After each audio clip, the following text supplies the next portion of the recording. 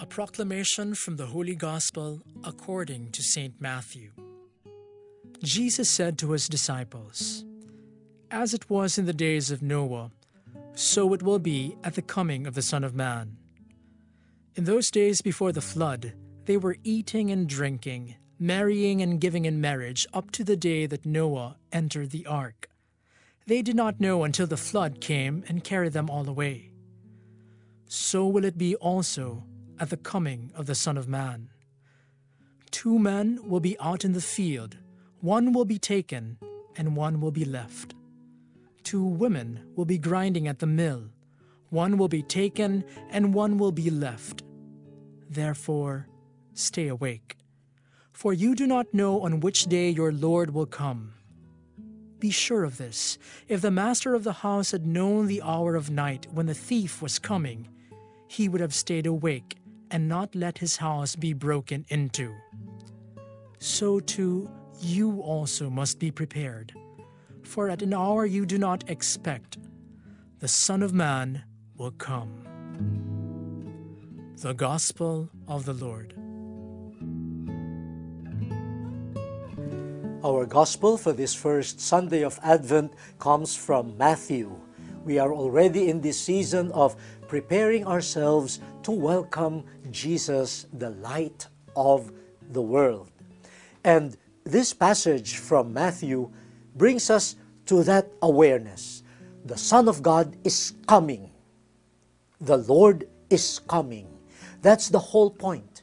He is the one that we are waiting for. We are preparing ourselves for His coming. And that is a wonderful reminder because many people are excited during the Advent season and later on, the Christmas season. But many forget that all the excitement is about the one who will come, Jesus Christ. And so on this first Sunday of Advent, we are already brought to the main focus of our preparation, our repentance, and all of these things.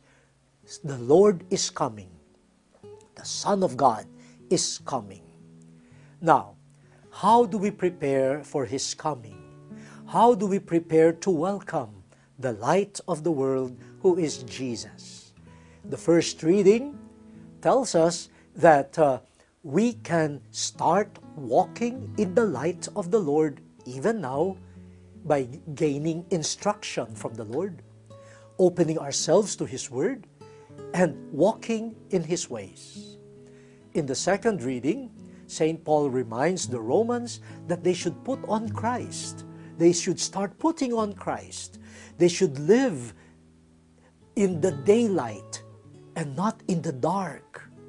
They should put on the armor and the protection of the light of Jesus Christ and should shed off the desires of the flesh. Now, the Gospel tells us to be awake.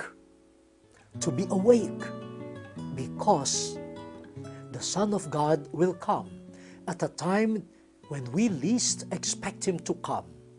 So we should be awake and we should be prepared to welcome Him.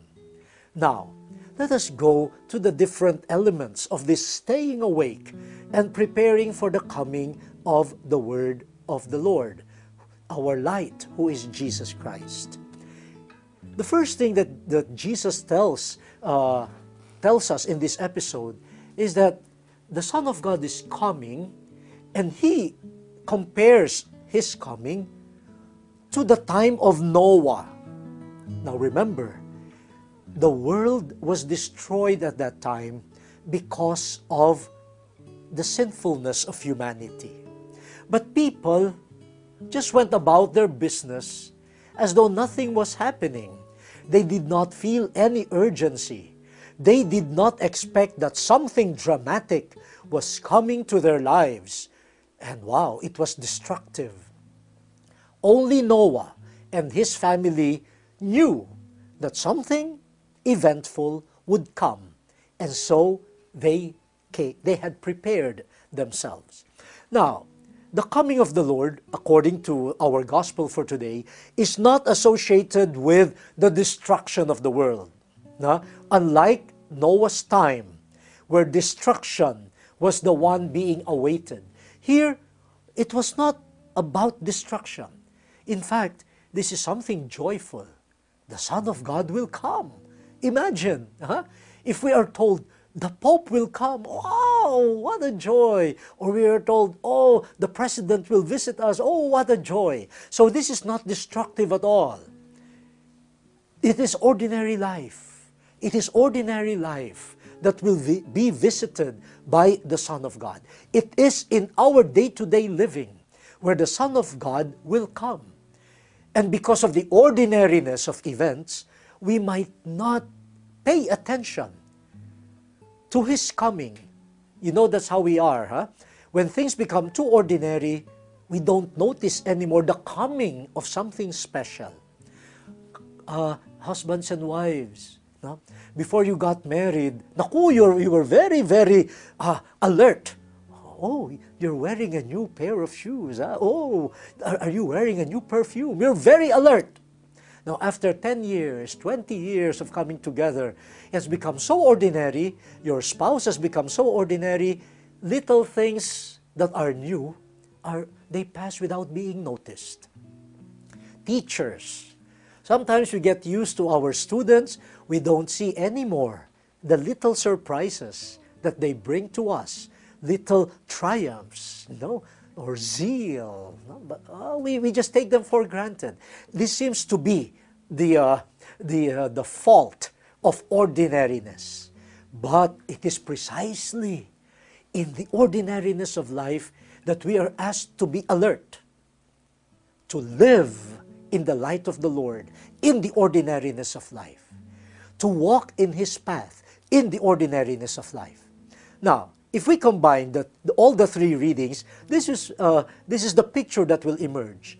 Jesus says, people will be eating and drinking, ordinary, eating and drinking. But St. Paul will say, if you live in the daylight, you will not get drunk. There is a difference between eating and drinking and getting drunk. So continue eating and drinking, but in the light of the Lord, you will not get drunk. Jesus says, people will continue marrying and getting married. Ordinary, very ordinary, an ordinary event of life. But in the light of the Lord, according to St. Paul, we should not be living in sexual excess and lust. So, what attitude do I bring to marriage? What attitude do I bring to being brought to marriage? Is it the light of the Lord or the desires of the flesh? This is the beauty of Advent. We don't need big parties. We don't need big ceremonies. In the ordinariness of life, am I attentive to the coming of the Lord? Do I see His light? And do I welcome that light and instruction? And when I do it, I continue on with ordinary living, but with a difference. I eat, I drink without getting drunk. I get married not because of lust. And so our relationships will not be motivated by bickering, jealousies, everything that is coming from the desires of the flesh. So, dear brothers and sisters, this is a valuable reminder from Jesus Himself. Go on with your ordinary life, but bring a certain quality, this attentiveness to the light of Christ, and you will see how your ordinary life changes